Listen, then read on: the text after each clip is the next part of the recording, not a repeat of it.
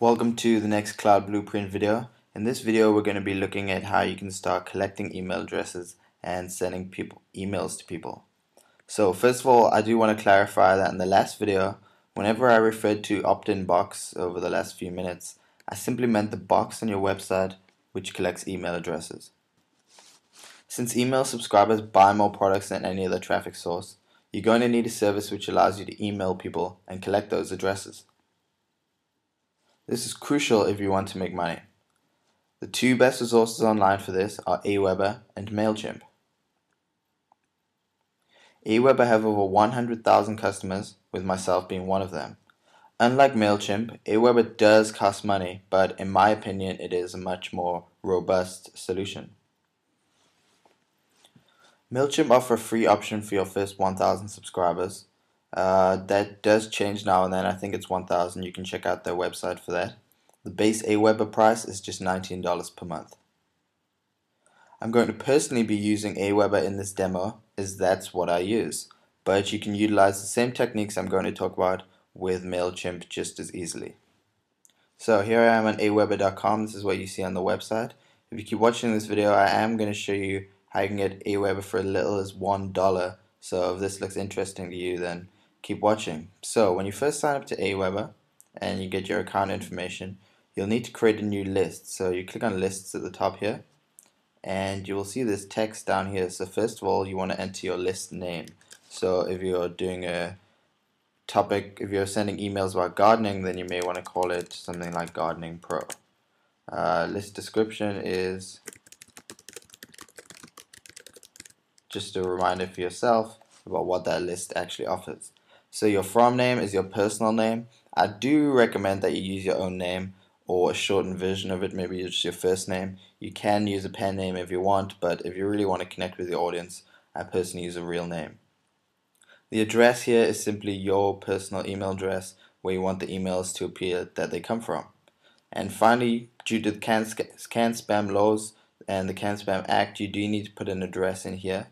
I believe you can get away without putting say your apartment number or your house number, including your street name, city, etc. I will have to double check that. Otherwise, businesses, you can use a PO box. Oh, and Gardening Pro is available. You can use a PO box for businesses. Down here, if you want, you can enter your name and email when you want to receive notifications anytime someone new signs up to your list, so you can save those settings there. Another tab you have to change here is the confirmed opt-in tab. Just scroll down to this introduction message and you just have to change that. So by default, when someone gives you their email address, due to the CAN spam laws, they need to confirm that they actually subscribed and entered their email address, not that someone else did it for them.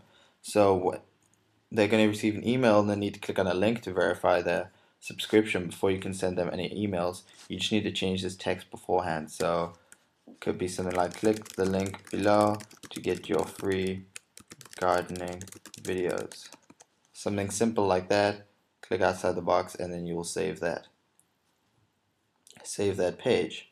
So next thing we want to look at is the messages page. So what you're going to want to do is you're going to want to send people the lead or the thing that they sign up to your list for in the first place. So click on messages at the top here, click on create a new follow-up message, and you will see this page. You'll see a lot of templates and stuff on the side here, but you really don't need to worry about those. So all you need to focus on is the subject, your message, the plain text version of your message, and actually sending it out. Remember, this is the email they will get instantly as soon as they confirm their subscription to your email list and give you their email address.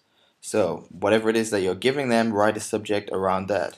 So here's your free gardening video, and then your message could simply be something like,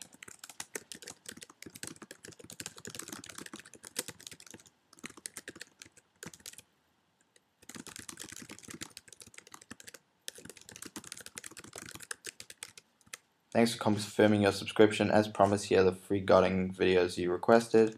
You put a link there. I'd use the real URL, so gardeningpro.net video or whatever it is, and then enjoy. Keep it nice and simple. I'd add a few more lines of text about what they will learn in the videos as well, but just for this example, I'm just going to keep that nice and simple. So you'll also copy this text for people who don't receive HTML emails. It's only going to be a small percentage, but it's worth putting in this plain text message, and then just press the enter key on your keyboard just to get things within this recommended width here. Narrower emails do get read more often, and I just put that URL on its own line. So down here you'll undo the track clicks option. It's not really necessary for your first email. Save your message, and that is it. Your message will now be going out as soon as they subscribe to your list. So now what you need to do is you need to create a form so you can collect those email addresses. So just click on web forms here on the top navigation bar. Then you'll click on create a new web form. And then the simplest form is to just click on popular, click on the basic one, and that will load here. I just delete the sections that I don't need. So I only need the email address, don't need the respect privacy section or the powered by Aweber section or even the footer. I just want that email box. So that's in the popular tab on the web forms page, and just delete everything else besides these two fields, and then you'll save that and go on to step 2.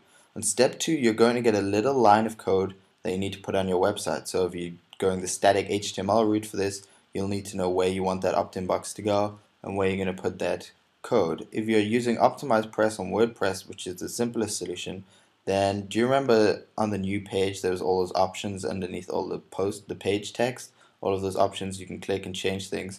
Well, one of them asks you for your Aweber code. You just copy that Aweber code, paste it in that box, click save, and you are done. You're going to be now in the perfect position to be collecting emails and sending emails out to people.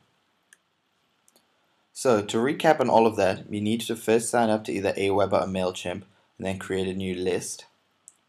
After that, you should edit the confirmation email message that you get and edit your sender details, so that's where the emails are coming from. Finally, you create your first follow-up email and then add more emails to your queue. So when we clicked on messages and new follow-up, we couldn't change the date and timing that went out. Once you have your first email saved, you'll be able to go back to the messages, add new follow-up, and where it says track clicks at the bottom underneath the messages that you've wrote, you'll be able to set actual days and times and delays for when you want future emails to go out. So you could say, I want the next email to go out in 3 days, and we'll be covering this more on the content section. If you're just testing the strategy, then I'd personally use MailChimp since it's free, available at mailchimp.com. If you're really going to give this making money thing online a try, then I would start with Aweber. MailChimp still ends up costing money after a period of time once your list gets big, and if you're going to look to use Aweber in the future, it's going to be a hassle to get the subscribers over. You can use Aweber for just $1 at vibechill.com/Aweber. So that is it for this section. Nice and simple, just showing you how you can start to collect emails and how you can start to send emails to people. You can use both of these strategies in Aweber and MailChimp. In the next video, it is an advanced video, so if you're a beginner and you haven't really built a website before, then I would skip the next video and then move on to video 8 in the 10 series course, which is looking at how to get traffic to or start getting traffic to your website so you can collect emails. If you are ready for something slightly more advanced, then do check out the next video. That's just a quick warning, so beginners do skip that, and I will see you in the next video, whichever one it may be.